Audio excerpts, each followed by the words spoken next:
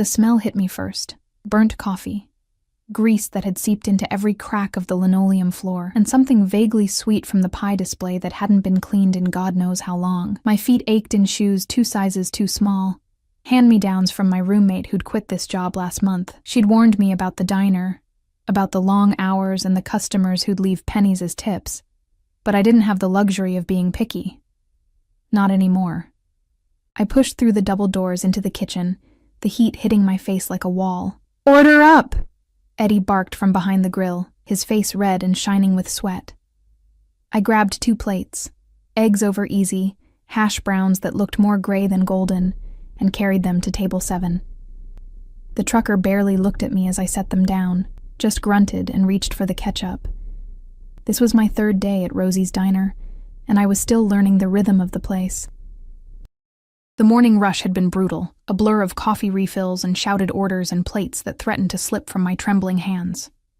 Now, at 2 in the afternoon, the lunch crowd had thinned to a handful of regulars who knew better than to expect much from a place like this. I was invisible here, just another waitress in a stained apron, dark circles under my eyes from too many sleepless nights in the apartment where the heat barely worked. 23 years old, and I felt ancient, worn down by a city that chewed up girls like me and spit them out without a second thought. The bell above the door chimed, and I glanced up out of habit. Everything slowed. 3 men walked in, but my eyes locked on the one in the middle. He moved like water, fluid and unhurried, while the 2 flanking him scanned the room with sharp, predatory gazes. The man in the center wore a suit that probably cost more than my entire year's rent. Charcoal gray, perfectly tailored to broad shoulders that tapered to a narrow waist. His shoes were Italian leather, gleaming even in the diner's fluorescent lights. But it was his face that made my breath catch. Sharp jawline, dark hair swept back with a precision that spoke of expensive barbers and morning routines I couldn't fathom. He had the kind of face that belonged on magazine covers or movie screens, all angles and shadows, and his eyes, dark, almost black, swept the diner with an intensity that made the hair on my arms stand up. He didn't belong here. None of them did. The 2 men with him positioned themselves near the door and the back exit, their hands resting casually at their sides in a way that seemed anything but casual. Security, I realized. Bodyguards. My manager, Rita, materialized from the back office, her eyes widening as she took in the trio. She smoothed her hair, suddenly flustered, and gestured toward the corner booth, the best seat in the house if you could call any seat in this dump good. "Right this way, sir," she said, her voice pitching higher than usual. The man in the center, the one who commanded the space around him like gravity itself bent to his will, nodded once. Brief, economical. He moved toward the booth, and as he passed me, I caught his scent. Expensive cologne, cedar, and something darker, mixed with the faint smell of cigarette smoke. It was intoxicating and terrifying all at once. He didn't look at me. I was beneath his notice, just part of the scenery. I should have been relieved. Instead, something in my chest twisted with an emotion I couldn't name. Rita assigned me to his table. Probably because I was the newest, and she didn't want to deal with whatever this was. My hands shook as I grabbed a notepad and pen, taking a breath before approaching the corner booth. Up close, he was even more intimidating. He sat with perfect posture, one hand resting on the table, the other hidden beneath it. A gold watch caught the light, Rolex probably, or something equally obscene. His fingers were long, elegant, but I noticed the scars on his knuckles. These were hands that had done damage. "What can I get you?" My voice came out steadier than I expected. Those dark eyes lifted to my face, and for a moment, the world narrowed to just the 2 of us. He studied me with an intensity that made me feel naked, exposed, like he could see every secret I'd ever kept. The corner of his mouth quirked, not quite a smile, but something. Coffee. Black. His voice was deep, smooth like aged whiskey. There was an accent there, subtle but present. Italian, maybe, or something Mediterranean. Anything else? That will be all. Dismissal, clear and final. I nodded and retreated, feeling his gaze on my back like a physical touch. My hands shook as I poured the coffee. black as he'd requested.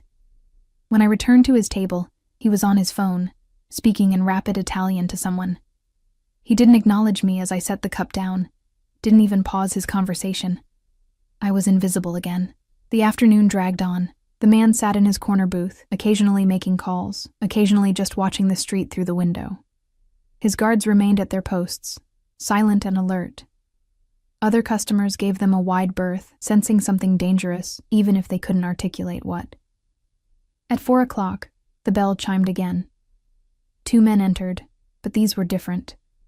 Ragged clothes, wild eyes, the kind of desperate energy that set off alarm bells in my head. One of them had a gun. I saw it tucked into his waistband as he moved. Oh God, everything happened so fast. The taller one, stringy hair, track marks on his arms, pulled out the gun and fired a shot into the ceiling. The sound was deafening in the enclosed space. Someone screamed. I dropped the coffee pot I'd been holding, and it shattered on the floor, hot liquid splashing across my legs. "Nobody fucking move!" the gunman shouted. "This is a robbery! Wallets, phones, jewelry, everything in the bag now." His partner, shorter and twitchy, started moving through the diner with a dirty canvas bag. I saw the man in the corner booth shift, saw his guards reach for something, but he stopped them with a slight movement of his hand. His face was calm, almost bored. As he watched the chaos unfold, the shorter robber reached my station, thrust the bag at me. "Come on, bitch, hurry up." I fumbled for my apron pocket, where I kept my tips, maybe $20 in crumpled bills. My phone. That was all I had. I dropped them in the bag with shaking hands. Then they moved to the corner booth. The tall one, the one with the gun, approached the man in the suit. "You. Nice watch. Give it here." The man looked up slowly, and I saw something flicker in his eyes. Not fear. Something colder. More dangerous. "I don't think so," he said quietly. The gunman laughed, a manic sound. "You think you're tough? You think—" He raised the gun, pointing it directly at the man's head. I didn't think, didn't plan. My body just moved. I lunged forward, grabbing the gunman's arm just as he squeezed the trigger. The gun went off, the bullet going wide, shattering the window behind the booth. The recoil knocked me backward, and I fell hard on the broken glass and spilled coffee. Pain lanced through my palms, my knees. Everything exploded into chaos. The 2 guards moved like lightning, guns suddenly in their hands. The shorter robber tried to run and was slammed face first into a table. The gunman whirled toward me, rage contorting his features, and for a moment I thought I was going to die right there on the filthy diner floor. Then the man in the suit was there. He moved faster than should have been possible for someone so large, so solid. One moment he was sitting, the next he had the gunman's wrist in his hand, twisting it with surgical precision. I heard bones crack. The gun clattered to the floor. The gunman screamed. The man in the suit looked down at me, his dark eyes unreadable. "Are you hurt?" I couldn't speak, couldn't breathe. Blood dripped from my palms where glass had cut into them. My knees throbbed, but I shook my head. Sirens wailed in the distance, growing closer. "Matteo," the man said, not looking away from me. "Handle this." One of the guards, Matteo apparently, nodded and spoke rapidly into a phone. The other guard had both robbers subdued, hands zip-tied behind their backs. The man in the suit crouched down in front of me, and I caught his scent again, that intoxicating mix of cologne and danger. He reached out and I flinched, but he only turned my hand over gently, examining the cuts. "Brave," he murmured, almost to himself. Or foolish. Perhaps both. My voice cracked. I didn't want anyone to get hurt. Those dark eyes met mine, and something passed between us, something electric and terrifying and inevitable. "What's your name?" "Emma," I whispered. "Emma Hayes." He nodded slowly, as if filing this information away somewhere important. "Emma." The way he said my name made it sound like something precious, something worth remembering. The police burst through the door, guns drawn. Everything dissolved into shouting and questions, and hands pulling me to my feet. Paramedics appeared, fussing over my cuts, wrapping my palms in gauze. I watched through the chaos as the man in the suit spoke to the police. Not pleading or explaining, but stating facts in that same calm, authoritative voice. Within minutes, the officers were nodding, deferential. The robbers were hauled away, and then he was gone. Just like that, disappeared into a black SUV that had been waiting outside. I hadn't even noticed it arrive. Rita sent me home early, told me to take the next day off. I walked to the bus stop in a daze, my bandaged hands throbbing. The whole thing felt surreal, like a fever dream. That night, I couldn't sleep. I kept seeing those dark eyes, kept feeling the ghost of his touch on my hand, kept wondering who he was, what kind of man traveled with armed guards and made police officers nervous. I should have been afraid. Instead, all I felt was a strange, pulling curiosity, like standing at the edge of a cliff and wanting to jump. The next morning, I woke to the sound of engines rumbling outside my apartment building, heavy engines, multiple vehicles. I dragged myself to the window, still half asleep, and looked down at the street below. 4 black SUVs were parked in front of Rosie's diner across the street, their windows tinted so dark they looked like holes in reality. Men in suits stood beside them, waiting, watching. My phone buzzed. Unknown number. Come to the diner. Now. My heart hammered against my ribs. Every instinct screamed at me to stay inside, lock the door, pretend I'd never seen the message, but I was already reaching for my jacket, already walking toward whatever waited for me below. The morning air bit at my face as I crossed the street, my breath forming small clouds that dissipated into nothing. My bandaged hands were shoved deep into my jacket pockets, both to hide them and to stop their trembling. The SUVs loomed larger with each step, their polished black surfaces reflecting the gray November sky like dark mirrors. One of the men, not Mateo from yesterday, but someone cut from the same cloth, opened the diner door before I could reach for the handle. He didn't speak, just gestured inside with a slight tilt of his head. His eyes never quite met mine, but I felt evaluated nonetheless, measured and catalogued in a single glance. The diner was empty, completely empty. The open sign glowed in the window, but there were no customers, no Rita, no Eddie cursing behind the grill, just silence and the hum of the ancient refrigerator units. He sat in the same corner booth. Daylight streaming through the repaired window caught the angles of his face, making him look almost unreal. He'd removed his suit jacket, and his white shirt was rolled up to his elbows, revealing forearms that were all lean muscle, and more of those scars. A cup of coffee sat in front of him, untouched, steam still rising from its surface. "Sit," he said. Not a request.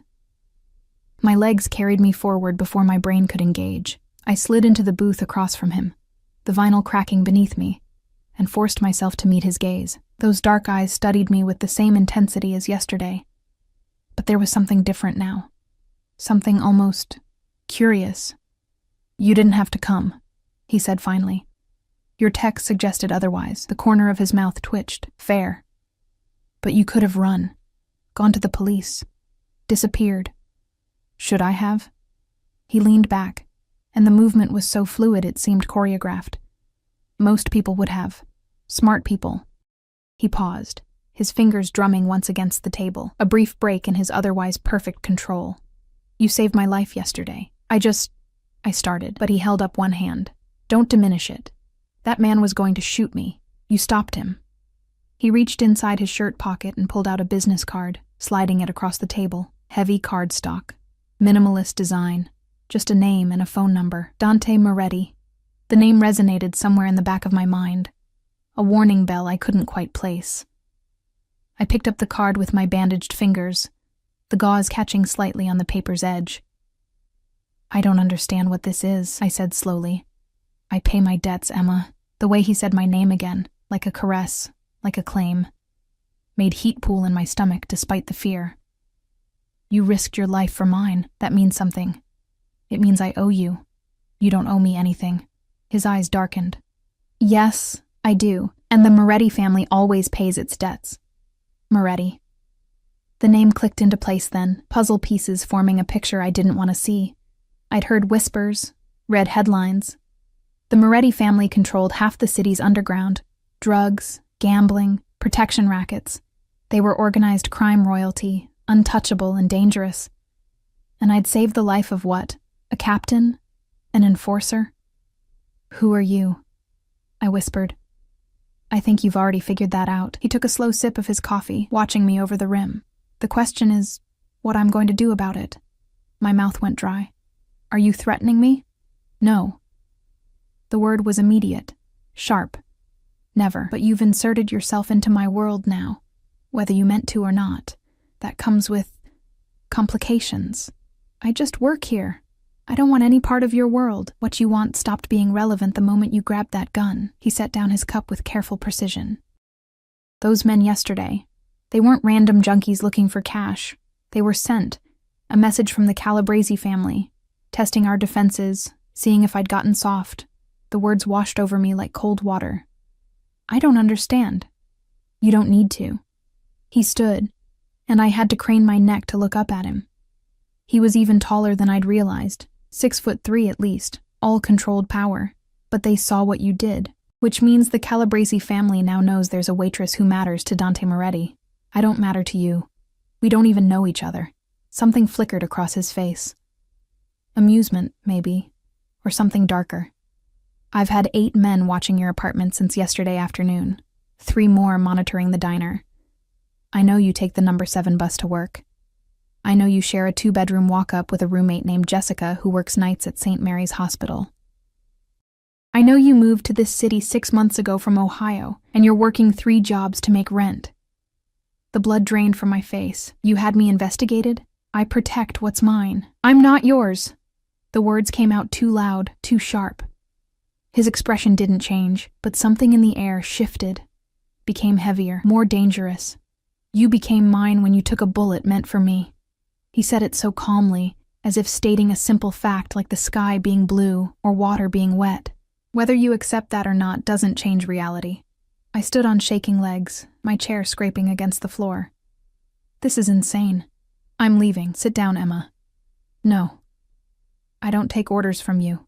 For a long moment we stared at each other, and I saw something like respect flicker in those dark eyes. Then he sighed, a sound almost human, and gestured to the booth. Please, he added.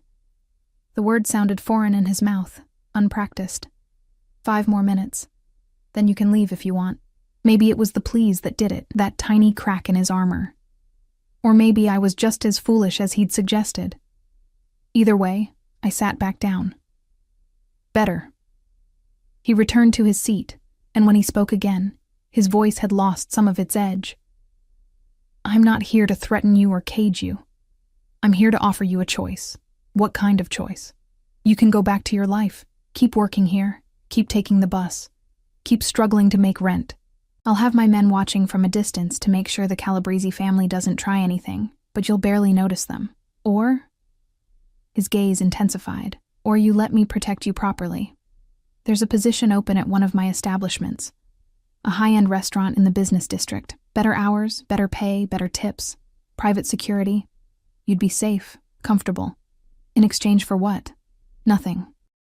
He leaned forward, his elbows on the table, close enough that I could see flecks of amber in his dark eyes. I don't demand payment for protection, Emma.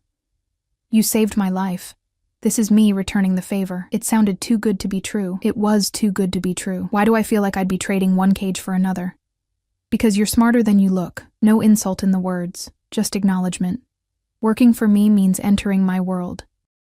It means people will assume you're under my protection, which you are, but they'll think it means more. It means you'd be seen as... He paused, choosing his words carefully. Associated with me. As what? Your mistress? The word hung between us, ugly and raw. No, he said quietly. As someone I value. That's all you need to be. My heart hammered so hard I thought he might hear it. And if I say no to both options? His jaw tightened almost imperceptibly. Then you're a fool. The Calabrese family doesn't forget. They'll come for you eventually, testing to see if you really matter to me, or if you were just collateral damage, and I can't protect you if you won't let me. So it's not really a choice at all. Life rarely offers real choices, Tesoro, just different flavors of consequence. The Italian endearment rolled off his tongue like honey, and I hated how it made my stomach flip. I looked down at my bandaged hands, at the worn Formica table, at anything but those penetrating eyes. I need to think about it, I said finally. You have until tomorrow morning. He pulled out his phone, typed something quickly. My phone buzzed in my pocket. My personal number.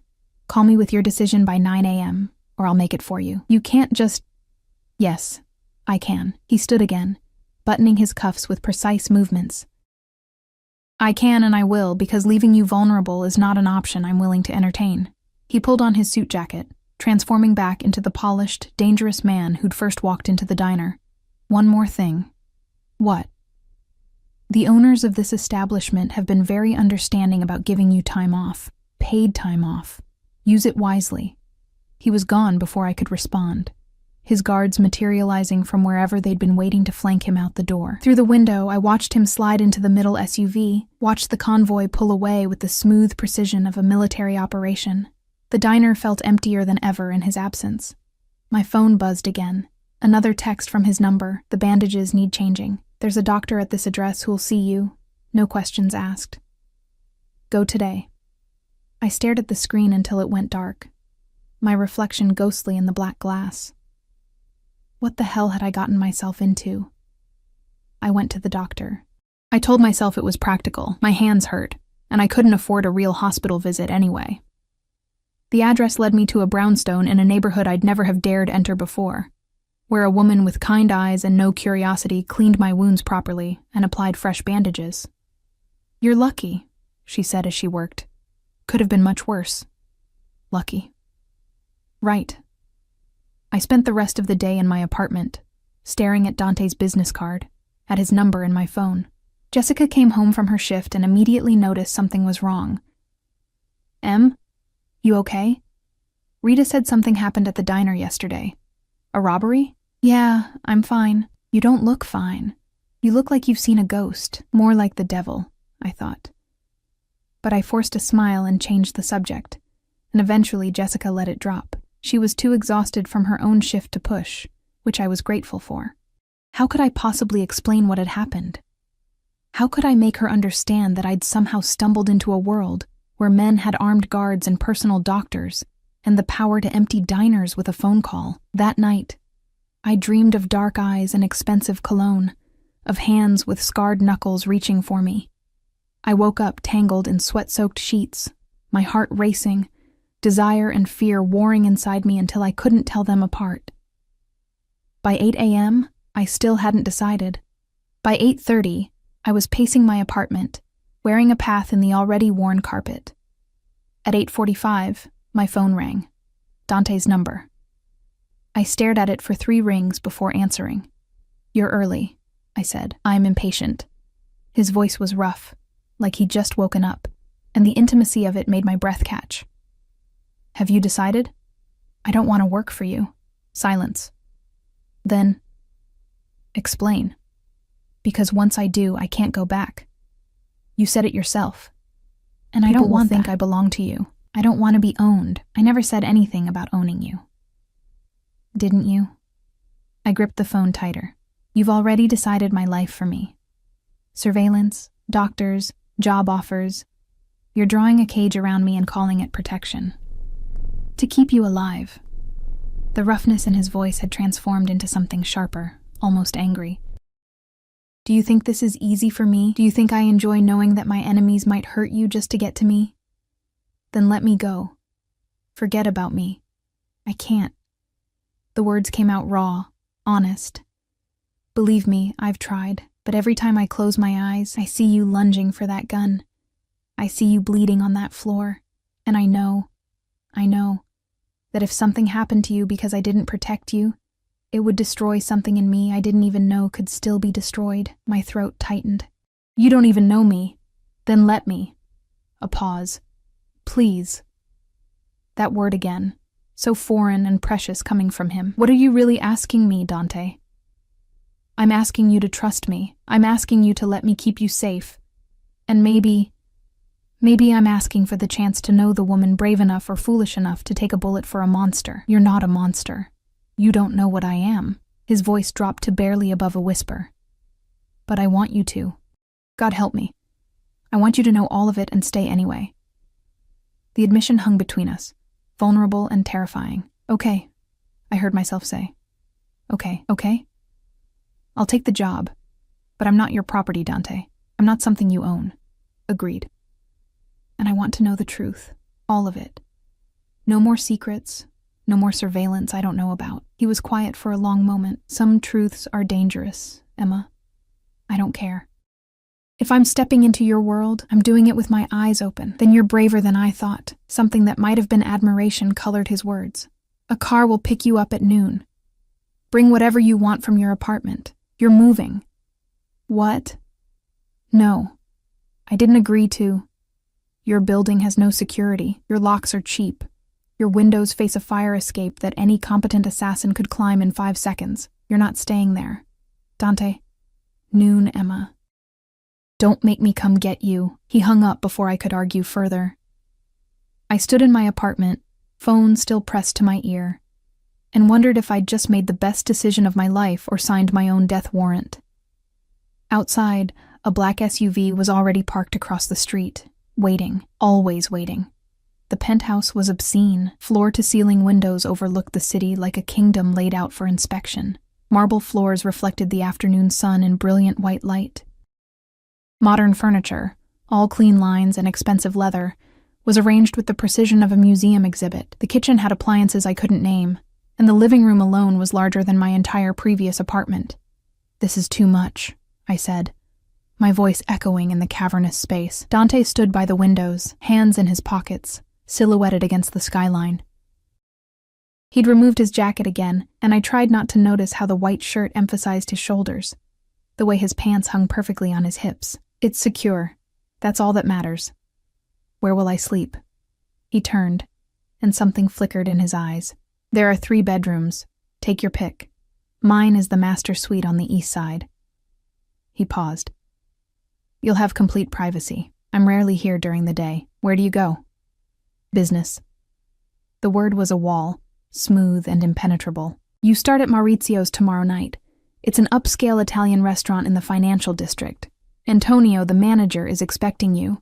He'll provide the uniform and training. I set down my single duffel bag, everything I'd brought from my old life reduced to one canvas sack, and turned to face him fully. You promised me the truth. No more secrets. His jaw tightened. I promised you'd know what you were getting into. That's not the same as knowing everything. Isn't it? No. He moved closer, and I fought the urge to step back, to maintain the distance that felt like the only safety I had left. My world operates on information, Emma. The wrong word in the wrong ear can start a war, can get people killed. There are things I can't tell you, not because I don't trust you, but because knowing them would make you a target. I'm already a target. You said so yourself. You're under my protection. That's different than being an active player. He stopped a few feet away, close enough that I could see the fatigue in his eyes, the weight he carried. But I'll tell you what I can. Ask me something. Anything. I'd had the whole car ride to prepare my questions, but standing here in this surreal apartment with this dangerous man, only one came out. Why me? His brow furrowed. What do you mean? Why do you care? You could have just posted guards and gone on with your life. Why upend everything for someone you don't even know? He was quiet for a long moment, his gaze searching my face as if looking for something he'd lost. You look like someone, he said finally. Someone from a long time ago. Ice trickled down my spine. Who? My sister. The words were barely audible. Elena. She died when I was 19. She was... He stopped, his throat working. She had your eyes. Your mouth. The way you move sometimes. It's like seeing a ghost. I'm sorry, I whispered. And I was. I could see the grief in him now, buried deep, but still bleeding. Don't be. It's not your fault you remind me of someone I failed to protect. His hands clenched at his sides, the only sign of emotion. But maybe that's why I can't let this go. Can't let you walk away vulnerable, Because I watched Elena die, and I swore I'd never feel that helpless again. The admission hung between us, raw and honest, and I understood then that this wasn't just about debt or honor.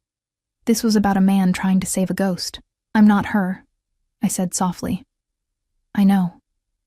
He met my eyes again, and the intensity there stole my breath. "That's what terrifies me." Before I could respond, his phone buzzed.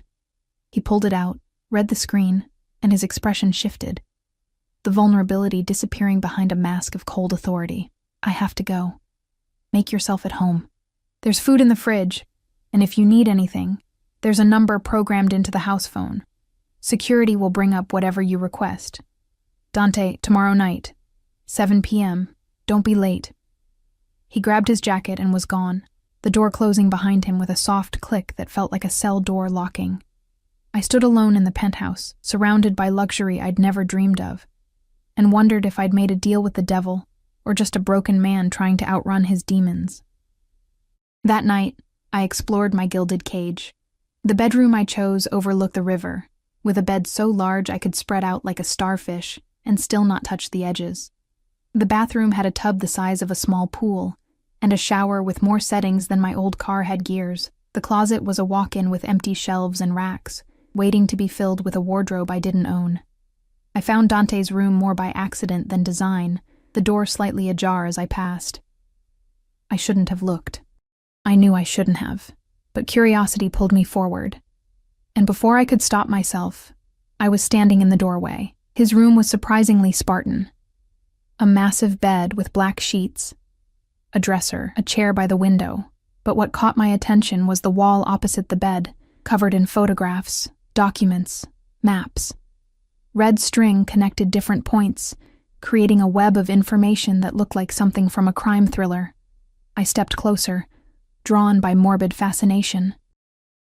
Some photos were of men in expensive suits, their faces marked with X's in red marker.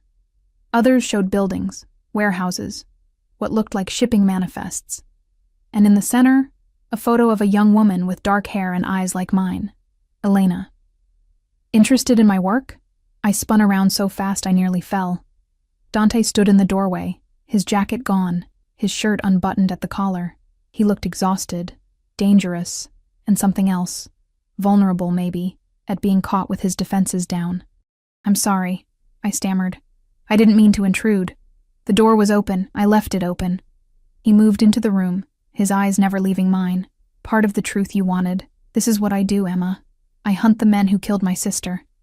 The Calabrese family took her from me, and I've spent the last 8 years destroying them piece by piece." I looked back at the wall, at the web of vengeance mapped out in photographs and string. "Is that why they sent those men to the diner? Because you're winning? Because I'm close." He stood beside me now, close enough that I could feel the heat radiating from his body. Giorgio Calabrese, the head of the family. He has something I need. Information about the night Elena died. About who gave the order and why. Once I have that, I can finish this. And then what? His laugh was bitter. Then I figure out who I am when I'm not consumed by revenge. I turned to face him, and the proximity stole my breath. We were inches apart, close enough that I could count his eyelashes, see the faint scar above his eyebrow. "You can't get her back, Dante, no matter how many people you destroy." "I know." His voice was rough. "But I can make sure no one else loses a sister because these animals think they're untouchable." His hand came up, almost involuntarily, and his fingers ghosted along my cheek. "I can keep you safe. That has to count for something." The touch sent electricity racing through me. Desire mixing with fear in a cocktail that left me dizzy. I should have pulled away, should have put distance between us. Instead, I leaned into his palm, let my eyes flutter closed for just a moment. "Emma." My name was a warning, a prayer. "You should go. Now." "Why?" "Because I'm not a good man. Because every instinct I have is telling me to pull you close and never let go. And that's dangerous for both of us." His thumb traced my bottom lip, and I shivered. "Because if you stay in this room one more second, I'm going to do something we'll both regret." I opened my eyes and found his gaze burning into mine, dark and hungry and barely controlled. My heart hammered against my ribs, fear and want warring inside me until I couldn't tell them apart. What if I don't want to go? His control cracked. I saw it happen, saw the moment the careful walls he'd built came crashing down. His other hand came up to cup my face, tilting my head back, and for a breathless second, I thought he was going to kiss me. Instead, he pressed his forehead to mine, his breath coming fast and ragged. Don't do this. Don't make me want something I can't have. Who says you can't have it? I do. He pulled back, and the loss of his touch felt like winter. You're here because I'm keeping you safe. Anything more than that, and I'm no better than the men I hunt. Men who take what they want without care for the consequences. What if I'm offering? Then you don't understand what you're offering. He stepped away, creating physical distance that felt like miles. Go to bed, Emma. Tomorrow's going to be a long day. It was dismissal, clear and final. I left his room on shaking legs, my body still humming with electricity, my mind spinning with thoughts I shouldn't be having about a man who was equal parts protector and predator. I didn't sleep that night, just lay in the too-big bed, staring at the ceiling, wondering what game we were playing and how it would end. Maurizio's was everything the diner wasn't. Crystal chandeliers cast warm light over tables draped in white linen. The clientele wore designer clothes and discussed business deals over wine that cost more per bottle than I used to make in a week. The kitchen was immaculate, all stainless steel and choreographed chaos. Antonio, the manager, was a compact Italian man with kind eyes and an accent thicker than Dante's. He walked me through the restaurant, pointing out sections and introducing me to the staff. Everyone was polite, professional, but I saw the curiosity in their eyes. They knew I was connected to Dante somehow, and that made me interesting, or dangerous, or both. You'll start with the smaller tables, Antonio explained, leading me to the staff room. Learn the menu, learn the rhythm. Once you're comfortable, we'll move you to the VIP section. The VIP section? His smile was knowing. Where Mr. Moretti's associates dine. Don't worry, they tip very well. He left me with a uniform, black dress, white apron, simple but elegant, and told me to be ready by 6 for the dinner service. I changed in the bathroom, staring at my reflection in the mirror. I looked different somehow. Older, maybe. More polished. Like I was playing dress-up in someone else's life.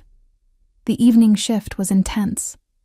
I stumbled through orders, mixed up table numbers, spilled wine on my apron, but the other servers were patient, guiding me through the chaos with good humor. And the tips. God, the tips. I made more in one night than I'd made in a week at the diner. At 10 p.m. during a brief lull, Antonio called me to his office. You did well for your first night, he said, gesturing for me to sit. A few mistakes, but nothing terrible. Thank you. Everyone's been very kind. They know you're important. He leaned back in his chair, studying me. Mr. Moretti doesn't bring people into his world lightly. The fact that you're here means you matter to him. I started, but he held up a hand.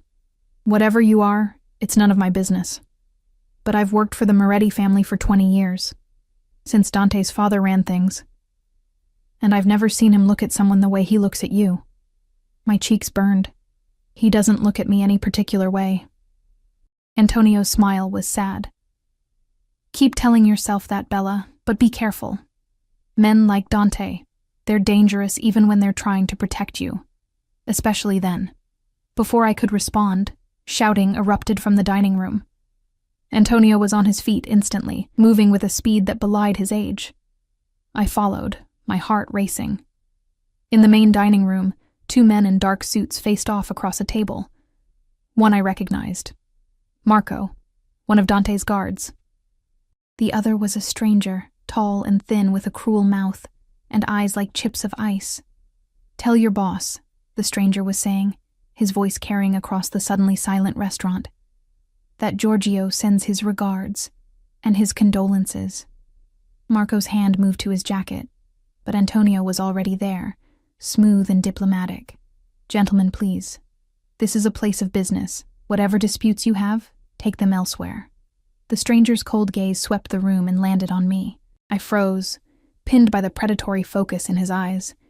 He smiled, slow and terrible. "New girl," he said, "pretty." I can see why Dante's interested. He took a step toward me, and Marco moved to intercept, but the stranger just laughed. "Relax, I'm just delivering a message." His eyes never left mine. "Tell Dante that what he treasures can be taken." Just like he took from us. Then he was gone, disappearing out the front door before anyone could stop him. The restaurant erupted in whispers. Antonio ushered the remaining customers out with apologies and complimentary bottles of wine. Marco grabbed his phone, speaking rapidly in Italian. I stood frozen, the stranger's words echoing in my head.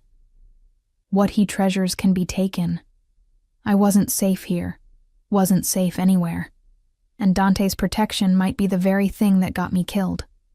Dante arrived 20 minutes later, and the temperature in the restaurant dropped 10 degrees. He moved through the front door like a storm given human form, his guards flanking him in tight formation. His face was a mask of cold fury, all the warmth I'd glimpsed in unguarded moments buried beneath ice. When his eyes found me, still standing frozen near the bar where Marco had positioned me, something flickered in their depths. Relief, maybe, or fear. "Tell me exactly what he said." His voice was controlled, but I heard the razor's edge beneath it. "Every word, Emma." I recounted the encounter, my voice steadier than I felt. Dante listened without interrupting, his jaw tightening with each sentence. When I finished, he turned to Marco and spoke in rapid Italian, too fast for me to catch more than a few words. "Calabresi. Threat. Protection. Antonio," Dante said, switching back to English. "Close early. Send everyone home with full pay. Station guards at every entrance. Already done, boss." Antonio nodded toward the kitchen where I could see staff filing out the back exit. "What do you need from me? Keep your ears open. If Giorgio's men are getting bold enough to walk into my establishments, something's changed." Dante's hand clenched at his side. "I want to know what." Antonio left, and suddenly it was just Dante, his guards, and me in the empty restaurant. The silence felt suffocating. "You're angry," I said quietly. His eyes snapped to mine. Angry doesn't begin to cover it. He closed the distance between us in 3 strides, his hands coming up to frame my face, tilting it up so he could examine me. "Did he touch you?" "No. He just looked and talked." Looking is enough. His thumbs traced my cheekbones, the touch gentle despite the fury radiating from him. "I should never have brought you here, should have sent you away the moment those men walked into the diner. You said you couldn't." "I know what I said." He dropped his hands and stepped back, creating distance that felt deliberate. "Matteo, bring the car around. Emma's coming with me." "Where are we going?" "Somewhere they can't find you, somewhere safe." He was already moving toward the door, expecting me to follow, and I did, because what choice did I have? The stranger's cold eyes haunted me, his words about taking what Dante treasured playing on loop in my mind. The SUV was waiting outside, engine purring.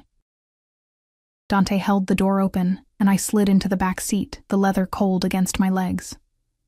He climbed in beside me, and Matteo took the driver's seat. Another SUV pulled up behind us, Marco and 2 other guards.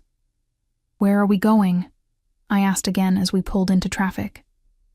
"My family's estate, outside the city." Dante stared out the window, his profile carved from granite. "No one knows about it except immediate family and my most trusted men. You'll be safe there." "For how long?"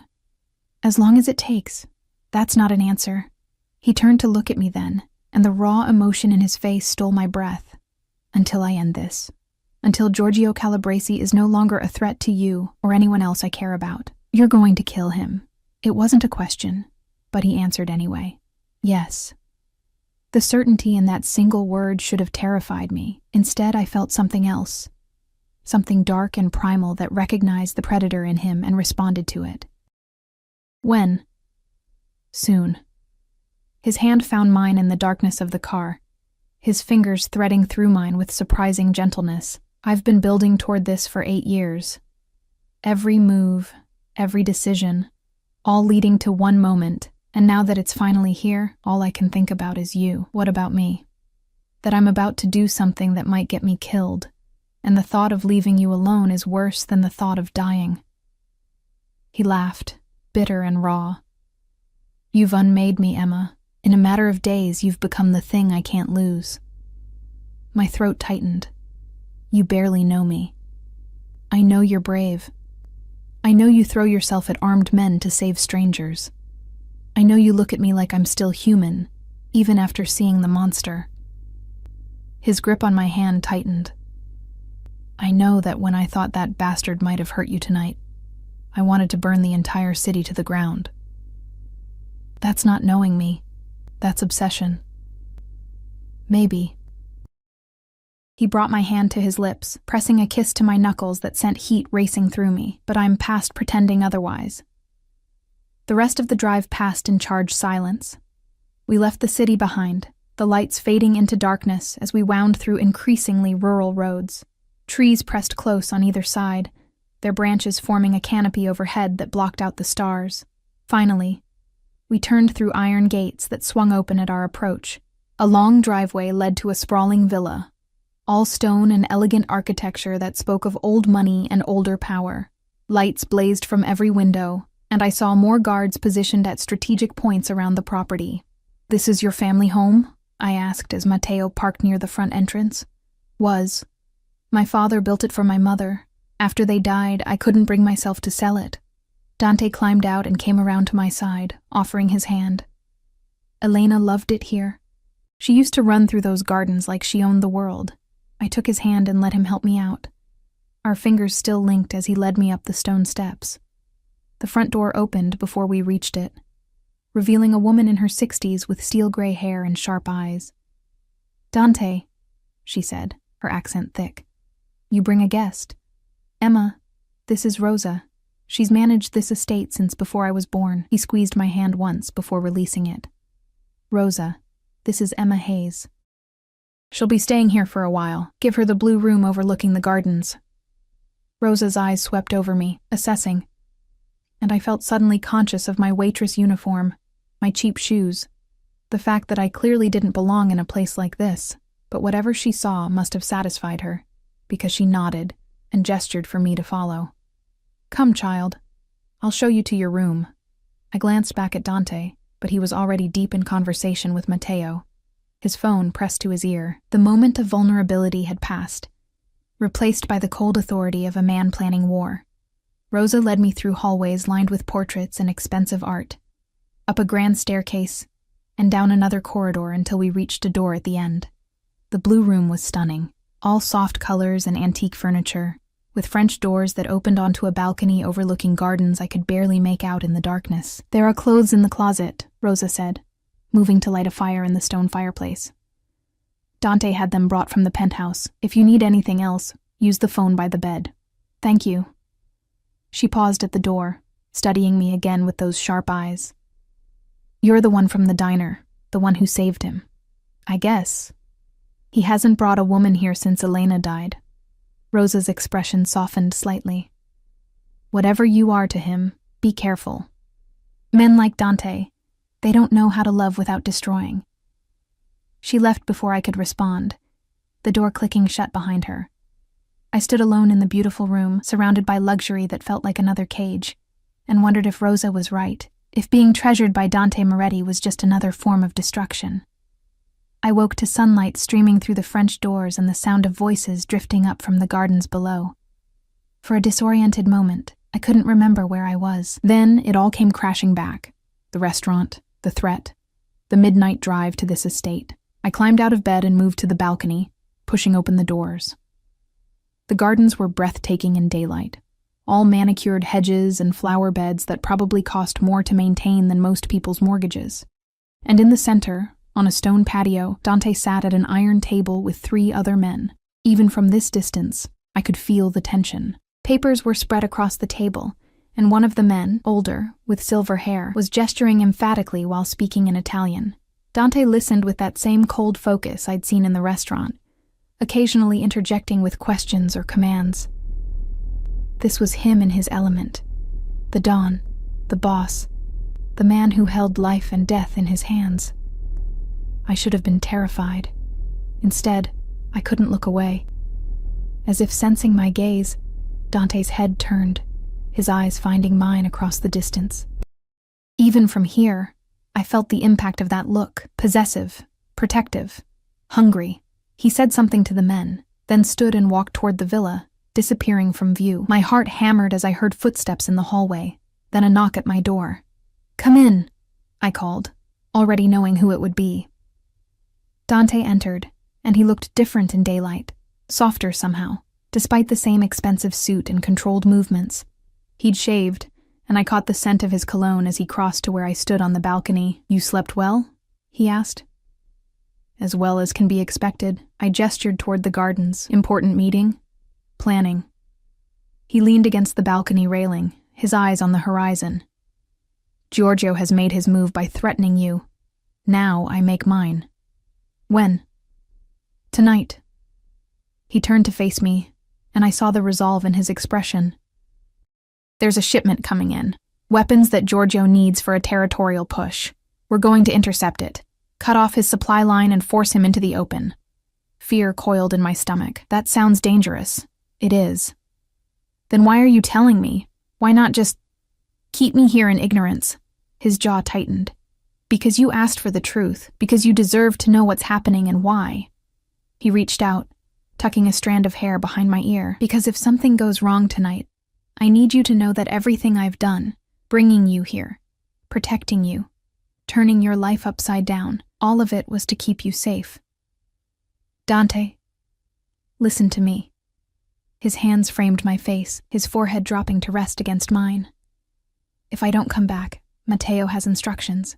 He'll take you somewhere far from here, set you up with a new identity, enough money to start over. The Calabresi family will have no reason to come after you if I'm gone. Stop talking like you're already dead." I'm being realistic. His breath ghosted across my lips, and desire pooled hot and urgent in my stomach. "I've made a lot of enemies, Emma. Tonight I'm walking into a situation where any one of them could end me. I need to know you'll be okay if that happens. I don't want you to die for me. I'm not dying for you. I'm living for you." His thumbs traced my cheekbones, and I saw his control cracking again, saw the want in his eyes that matched the ache in my own chest. "That's what you've given me. A reason to survive this instead of just seeking revenge. Then survive it." I grabbed his shirt, fisting the expensive fabric in my hands. "Come back to me. Emma." My name was a warning, a plea. I didn't let him finish. I pulled him down and pressed my lips to his. For a heartbeat, he froze. Then his control shattered completely.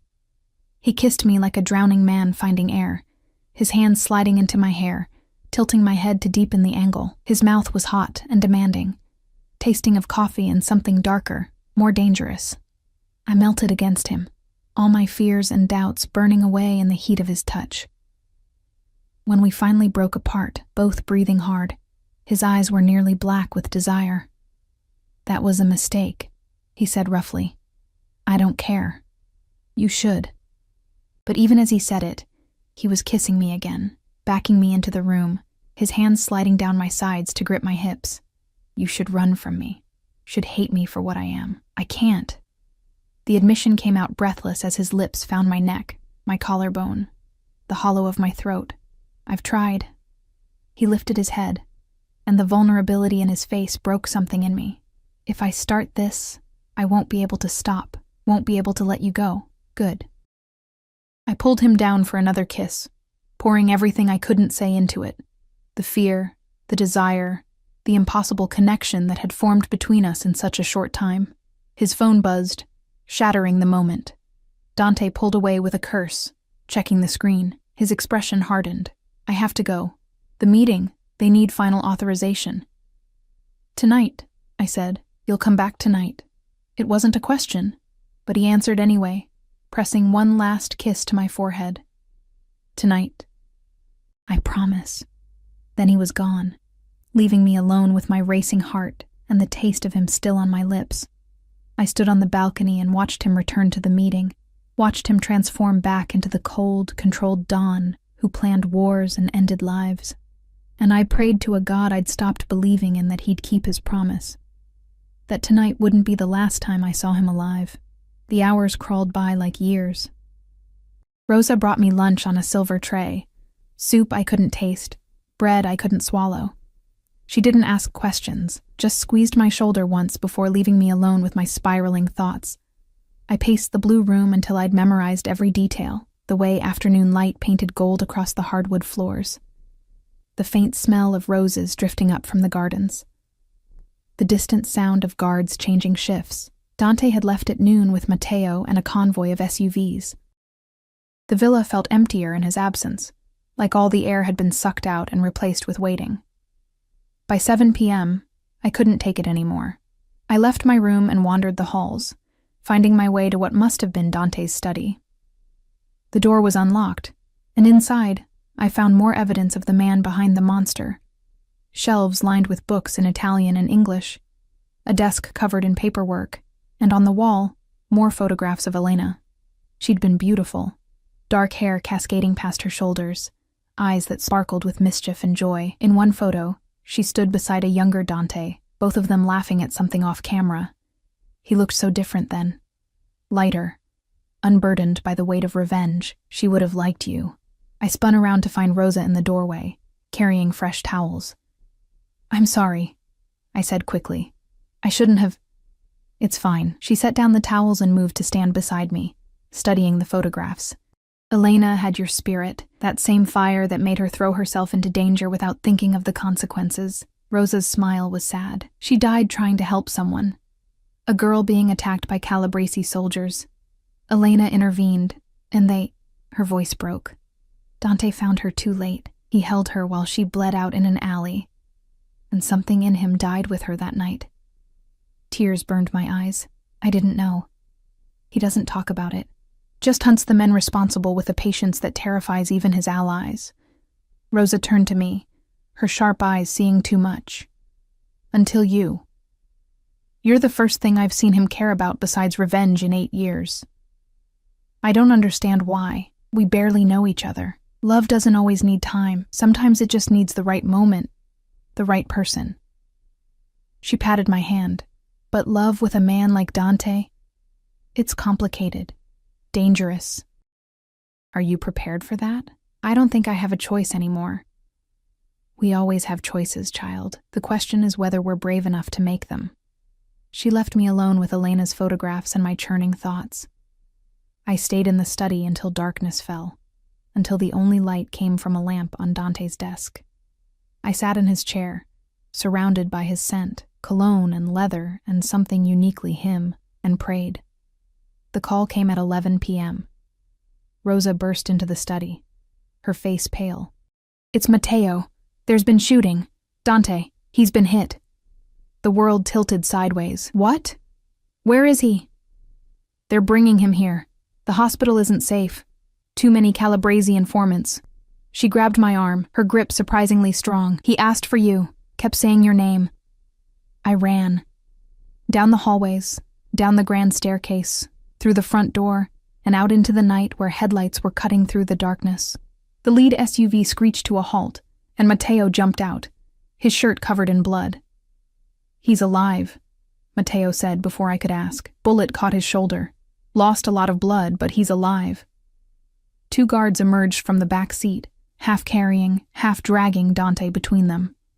His face was ashen, his shirt soaked red, but his eyes found mine immediately. "Emma." My name came out rough, pained. "I'm here." I rushed to his side, my hands hovering uselessly. "I'm right here." They carried him inside to a room I hadn't seen before. A medical suite complete with monitors and equipment that looked like it belonged in a hospital. A doctor was already waiting, a woman with steady hands and no questions. "Out," she ordered. "All of you except the one holding his hand." She meant me. I realized I'd grabbed Dante's hand without thinking, was clutching it like a lifeline. The others filed out, leaving just the 3 of us in the sterile room. "This is going to hurt," the doctor said to Dante as she cut away his shirt, revealing the wound in his shoulder. Blood still oozed from the entry point, dark and thick. "The bullet went through. That's good. Means I won't have to dig for it. But I need to clean and stitch." "Just do it," Dante gritted out. What followed was brutal. The doctor worked with efficient precision, cleaning the wound with alcohol that made Dante's hand tighten around mine until I thought my bones would crack. He didn't scream, didn't make a sound except for harsh breathing through clenched teeth. But I felt his pain in every tremor, every spike in his pulse where my fingers pressed against his wrist. "Talk to me," he said suddenly, his eyes squeezed shut. "Please, Emma. Talk to me." "About what?" "Anything, everything. I need to hear your voice." So I talked. I told him about Ohio, about my childhood in a small town where everyone knew everyone, about my mother who'd died when I was 16, my father who'd remarried too quickly to a woman who made it clear I wasn't welcome, about coming to the city with nothing but hope and a duffel bag, about working 3 jobs and still barely scraping by. "I was drowning," I whispered as the doctor began stitching. Every day felt like treading water, knowing eventually I'd go under. And then you walked into that diner and everything changed. You changed it. His eyes opened, finding mine. "For better or worse, I don't know yet." I brushed sweat-dampened hair from his forehead. "Ask me again when you're not bleeding all over expensive sheets." That pulled a ghost of a smile from him. "Deal." The doctor finished 30 minutes later, bandaging his shoulder with tight professional efficiency. "You'll live, but you need rest.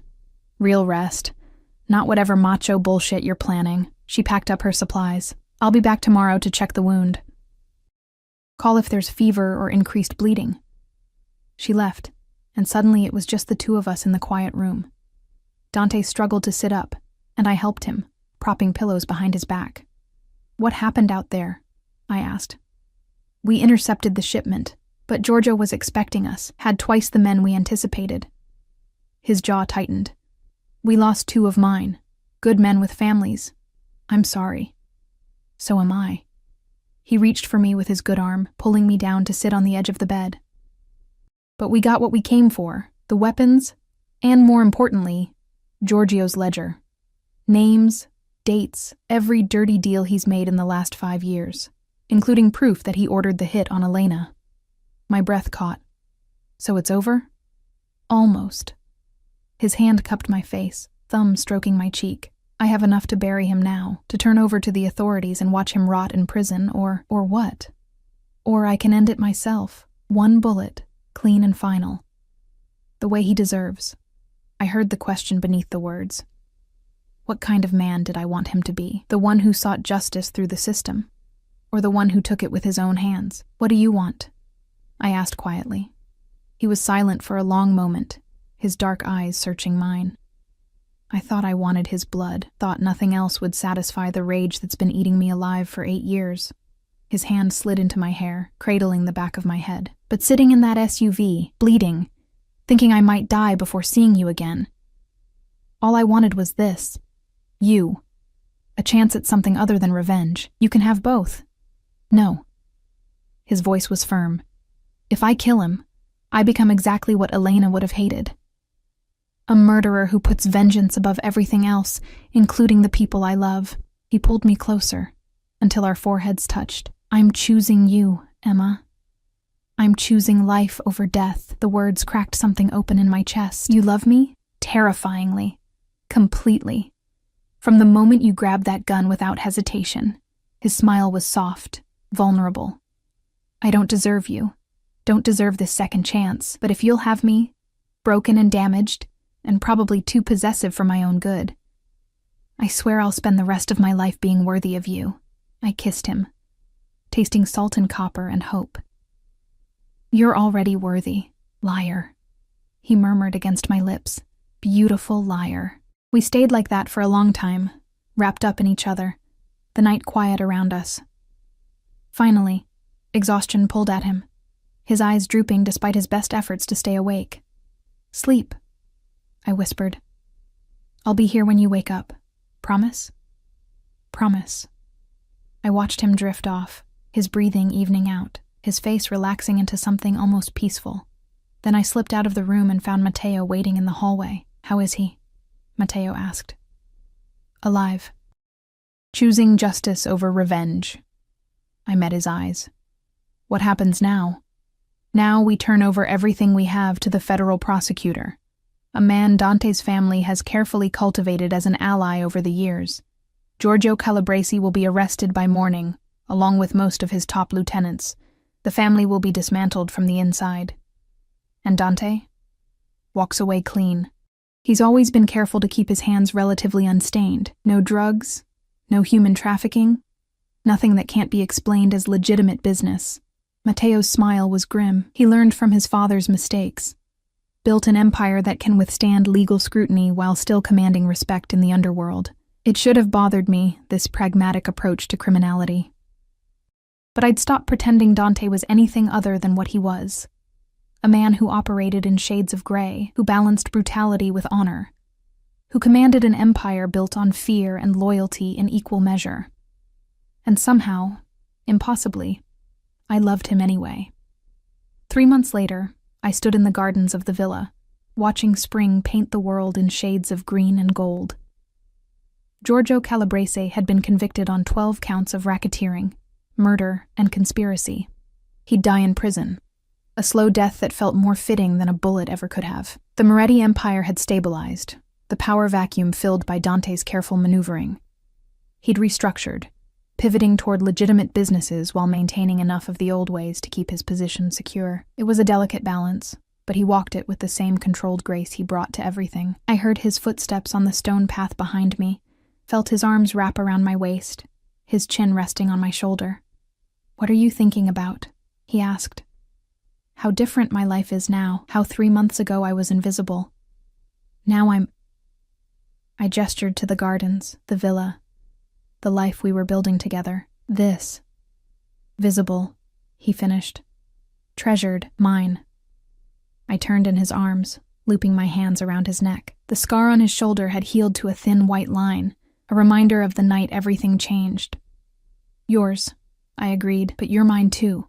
That's how this works. I like the sound of that." He kissed me, slow and sweet, the kind of kiss that spoke of time and tomorrow and all the days after. When we broke apart, he pulled a small box from his pocket. I was going to wait, do something elaborate and romantic. But I've never been good at waiting. He opened the box, revealing a ring.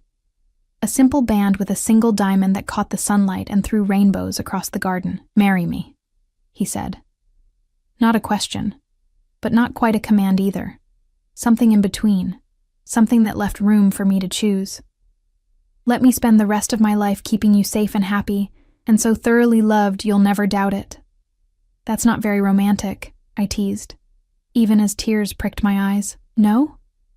His smile was crooked, vulnerable. "How about this?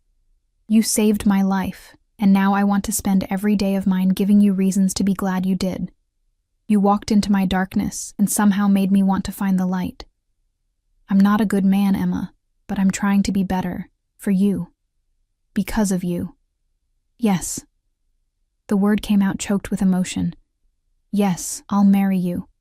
He slipped the ring onto my finger, and it fit perfectly, like it had always belonged there, like I'd always belonged here, in this garden, in his arms, in this impossible life we'd stumbled into together. We were an unlikely pair, the waitress and the dawn, the woman who'd had nothing, and the man who'd had everything except peace. But somehow, against all odds, we'd found each other. Found something worth fighting for beyond revenge or survival. Found love in the last place either of us expected. "I love you," I whispered against his lips. "And I love you," he replied. "My brave, foolish Emma. My salvation." The gardens bloomed around us, spring promising renewal and growth and endless tomorrows. In the distance, I could hear Rosa humming in the kitchen, guards changing shifts, life continuing in its complicated, messy, beautiful way. I'd saved a stranger's life in a moment of instinct, and he'd given me a future I'd never dared to dream of. Not perfect. Nothing with Dante could ever be simple or easy, but real, honest in its complications. And as he kissed me again, the sun warm on our faces and the promise of forever hanging in the air between us, I knew I'd make the same choice 1,000 times over. I'd grab that gun, stop that bullet, step into his dangerous world, because some people are worth the risk. Some loves are worth the chaos. And Dante Moretti, broken, possessive, trying so hard to be the man I deserved, was worth everything.